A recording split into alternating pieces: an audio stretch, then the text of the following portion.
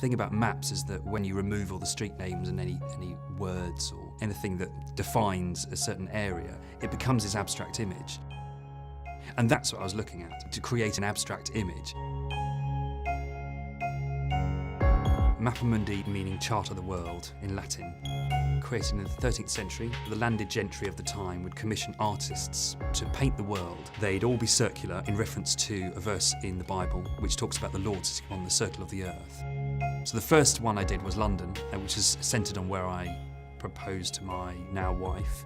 So you look at it and it's quite an abstract image, but when you delve into it, you see that actually there's a story behind it.